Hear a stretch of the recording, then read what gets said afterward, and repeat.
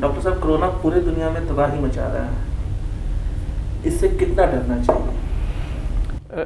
देखिए, एक ये अननोन वायरस है और डरना लाजमी है, डरना चाहिए, इसलिए कि एक नॉवल न्यू वायरस है जिसके बारे में हम बहुत कम जानते हैं। उसका बिहेवियर कैसा होगा, लॉन्ग टर्म कैसा रहेगा, शॉर्ट टर्म कितने बार वो म्यूटेट करेगा, एक बात। दूसरी बात, रैपिडली ग्रोइंग वायरस है कि बहुत जल्दी उसका ट्रांसमिशन हो रहा है और अच्छी खासी उसकी मॉर्टालिटी हो रही है, तो डरना तो ज़रूरी है। इसलिए कि हम उसके बारे में हम कुछ नहीं जानते। जैसे हम ट्यूबरकुलोसिस के बारे में से ज़्यादा डेथ्स होती है इंडिया में रादर दैन इस वायरस से हुई अभी तक और होगी, लेकिन उसके बारे में हम उसको टेस्ट पता है, उसकी दवाएं पता है, उसका मैनेजमेंट पता है, इसलिए हम उतना ज़्यादा डरते नहीं हैं। इसके बारे में हमें कुछ नहीं पता है और ये इसलिए डर रहे हैं। डॉक्टर साहब, ये बताइए कि सीजनल सर्दी खांसी या बुखार या फिर अभी आप ट्यूबरकुलोसिस का नाम ले रहे थे, उससे कैसे ये डिफरेंट है? देखिए, जो सीजनल खांसी ज़ुकाम, जो एक ज़माने में हम लोग इन्फ्लुएंज़ा कहते थे या फ्लू कहते हैं, बेसिकली उसमें और इसमें ये फ़र्क है कि इसमें एक हाई ग्रेड फीवर होता है जो उसमें भी होता है, उसमें सिक्रीशंस और नोज़ और छींक और ये सब ज़्यादा आती है, ये थोड़ा सा ड्राई होता है। ये बेसिकली एक दो फ़र्क है। तीसरा ये कि जो माइल्जिया या बॉडी एक हम कहते हैं, इसमें इन्फ्लुएंज़ा में होता है, कम होता है, इसमें थोड़ा ज़्यादा होता है। सो बेसिकली एक कॉमन मैन के लिए ये है कि अगर सडन छींक है और ज़ुकाम आ गया है, प्रॉबेबली कोरोना नहीं है। तो इसको हम पहचानेंगे कैसे? देखिए, नॉर्मली कोरोना का जो कर्व होता है वो ऊपर चलता चला जाएगा, ख़राब होता चला जाएगा। इन्फ्लुएंज़ा का जो कर्व है वो 3 से 5 दिन में वो नीचे आने लगता है। सो ये एक क्लिनिकल ये है कि आप डॉक्टर साहब, हमको देख रहे हैं कि आप मास्क लगाए हुए हैं, हमने भी लगा रखा है, तो मास्क कितना ज़रूरी है?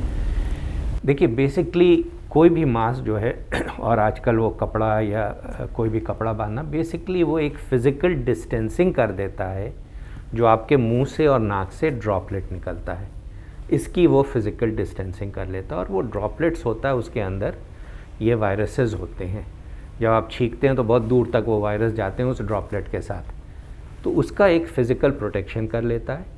अगर ये कहिएगा कि वो वायरस घुसने नहीं देगा, वो सिर्फ N95 कर सकता। और डॉक्टर साहब, एक चीज़ आ रही है, सरकार ने भी कई बार बोला है, बताया है, ये क्वारंटाइन। क्या है क्वारंटाइन? देखिए, क्वारंटाइन का मतलब, और सिर्फ आदमी में नहीं होता, प्लांट्स में भी होता है, एनिमल में भी होता है। क्वारंटाइन का मतलब ये है कि उनको आप किनारे छोड़ दें, उनके आसपास लोग बड़े लिमिटेड आएँ, वो बहुत दूर तक अपने घर से या जहाँ भी उनको क्वारंटाइन किया है उससे आगे ना बढ़ें। सिर्फ प्रॉब्लम ये है ना कि क्वारंटाइन का नाम हम डर गए हैं। क्वारंटाइन ऐसा नहीं होता है, वो आपकी सेफ्टी, आपकी फैमिली की सेफ्टी और जो आपके आस पड़ोस के लोग हैं उनकी सेफ्टी के लिए।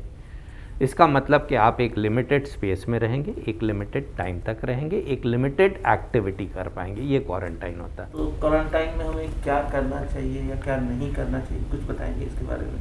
देखिए, क्वारंटाइन अगर कोरोना के इसमें ये सिलसिले में हम कह रहे हैं, तो क्वारंटाइन की जो भी फैसिलिटी बनी है उसमें बेड्स आपके बहुत दूर दूर किए गए हैं। वहाँ पे जो भी आपको खाना देता है या जो आपको मेडिकेशंस देता है या जो भी देता है, वो फुल पर्सनल प्रोटेक्टिव इक्विपमेंट के साथ रहता है, क्योंकि उसको भी नहीं पता कि इनका क्या होगा।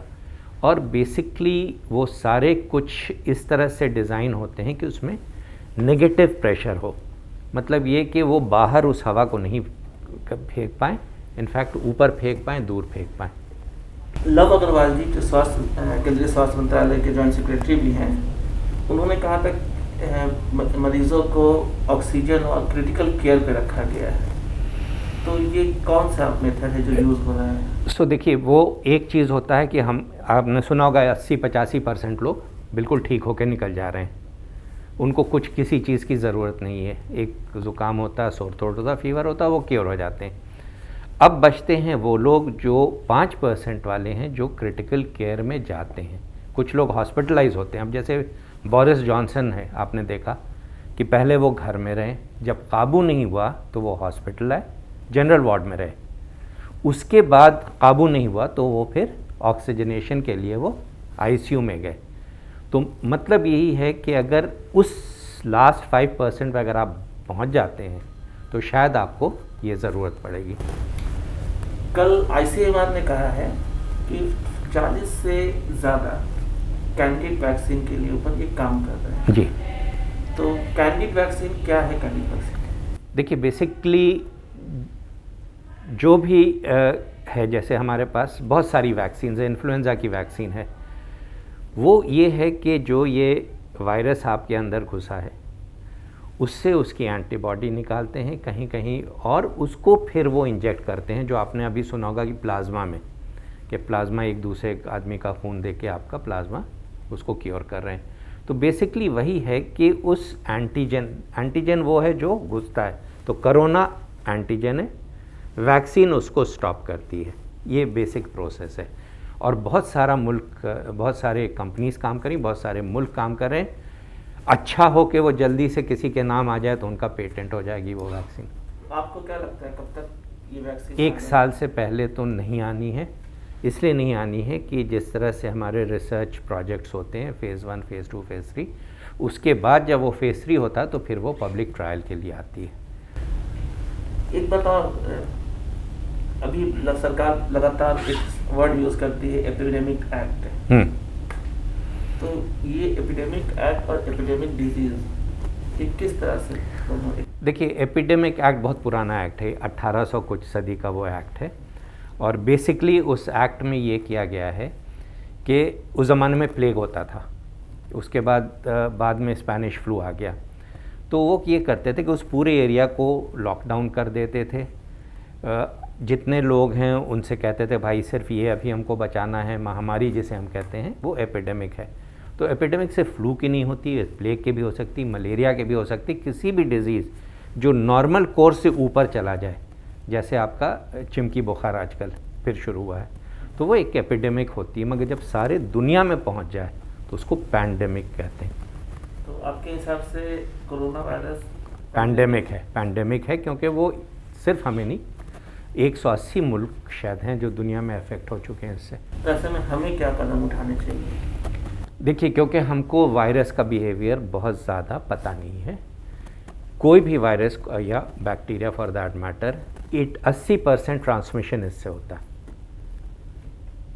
आप इसको छूते हैं, फिर इसको छूते हैं, फिर इसको छूते हैं, फिर आपको छूते हैं, तो 80% आपका transmission in the normal course. इसीलिए आज देखिएगा हमारे आईसीयू अगर आप जाएंगे तो वहाँ पे हमारे पास शू कवर हमने हटवा दिया है, क्योंकि 80% जो है वो हाथ से आता है। हम इंसिस्ट करते हैं कि आप आईसीयू में किसी भी मरीज़ के पहले और मरीज़ छू के उसके बाद अपना हाथ धोएं। और एक्चुअली में बहुत सारे लोग यहाँ पे परेशान थे 2 साल पहले कि ये क्या तमाशा है और जूता आपने हटवा दिया, शू कवर हटवा दिया। हमने ये देखा कि उसका इन्फेक्शन रेट कम हो गया आईसीयू का हमारे।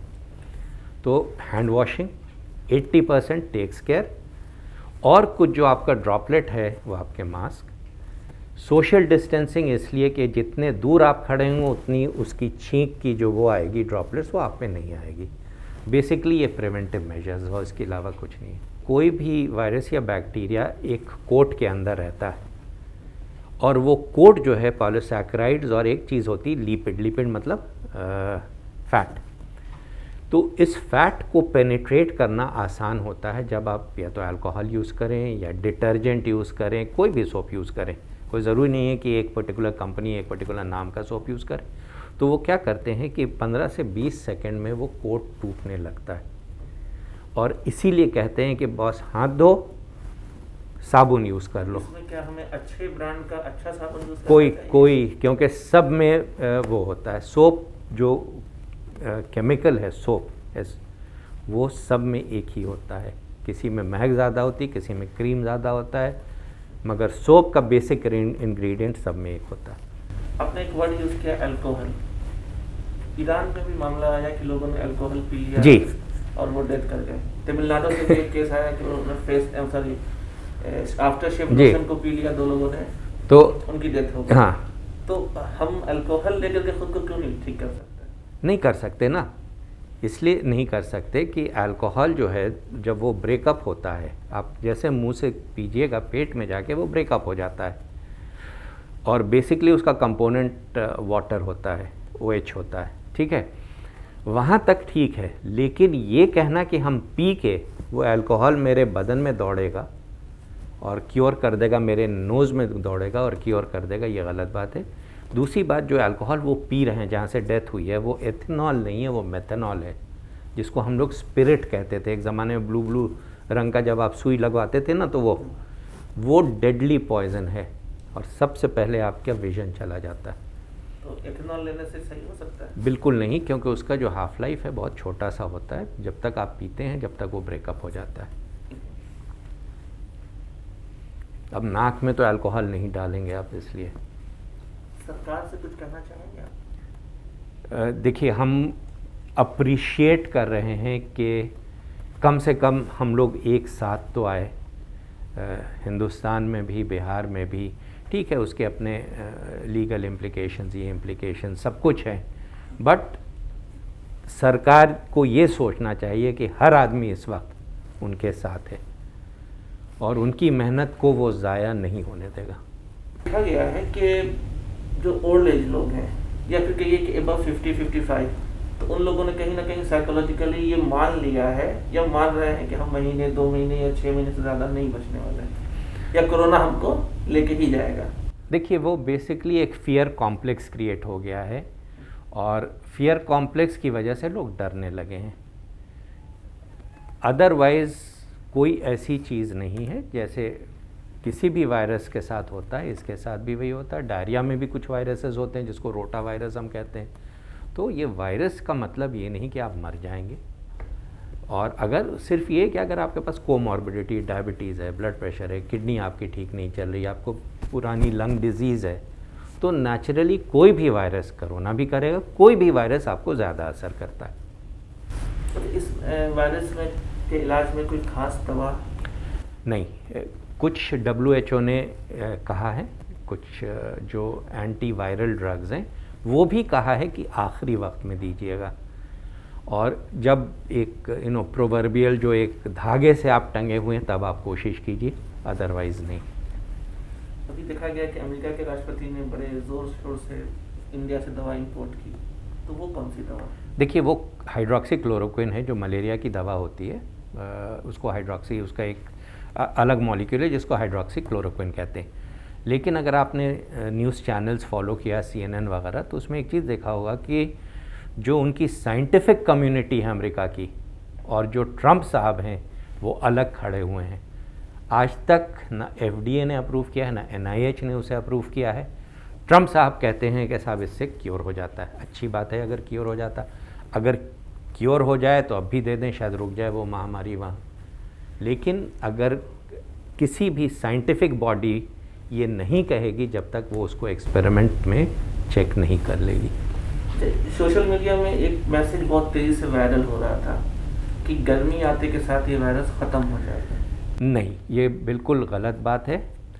अगर आप ख़त्म हो जाता तो सऊदी अरेबिया में नहीं होता, जहाँ नॉर्मल 40, 45, 50 डिग्री का रोज़ का टेम्परेचर होता। दुबई, अबू धाबी में नहीं होता, अफ्रीका में नहीं होता। कुछ लोग क्वारंटाइन पे जा रहे हैं, कुछ लोगों का ट्रीटमेंट हो रहा है। बिहार सरकार हर दूसरे दिन दावा करती है 2, 4, 6 करके कि लोग ठीक हो रहे हैं, भले ICMR या सेंट्रल गवर्नमेंट उसको अभी तक नहीं मान रही हो। तो ठीक होने के बाद भी लोगों को क्या करना चाहिए? देखिए, ठीक का ये है कि अगर आपको जो एक क्राइटेरिया जो मेजर कर रहे थे, जो इंग्लैंड में मेजर हुआ है, कि अगर 72 घंटे तक आपको बुखार और कुछ नहीं है और सिम्टम्स डिसअपियर होंगे तो आप डिस्चार्ज हो सकते हैं। लेकिन प्राइम मिनिस्टर ऑफ इंग्लैंड को भी, UK के प्राइम मिनिस्टर को भी 14 दिन के लिए उसके बाद क्वारंटाइन किया गया है। आप ठीक हो गए, फिज़िकली आप ठीक हो गए, फिज़िकली आप चलने लगे, आप घर जा सकते हैं, आप खा सकते हैं, आप खाना पका सकते हैं, लेकिन क्या वो वायरस वहाँ से निकल गया है? और आपने देखा होगा कि एक एक्ट्रेस थी लखनऊ की जिनको 5 बार पॉजिटिव टेस्ट हुआ है जब वो क्वारंटाइन में थी, 6ठे बार अब जाके नेगेटिव आया। तो अब कब माना जाता है कि मरीज़ पॉजिटिव या कोरोना वायरस है? सो बेसिकली अभी जो है ना, सेफ्टी फर्स्ट वाली बात हो रही है कि अगर कोई पेशेंट डिस्चार्ज भी हो जाता है उसको फिर 14 दिन का क्वारंटाइन में, होम क्वारंटाइन में रखिए कि वो वायरस डिसअपियर हो जाए बिना किसी को ट्रांसमिट किए। डिस्चार्ज करने के कुछ प्रोटोकॉल ICMR सो या उन्होंने नहीं, WHO से? वही है कि अगर 72 घंटा आपको ये नहीं होता है, if you are free of the disease you may be fit for discharging from ICU to ward या from ward to the home, लेकिन वो क्वारंटाइन मेंटेन रहेगी 14 दिन तक।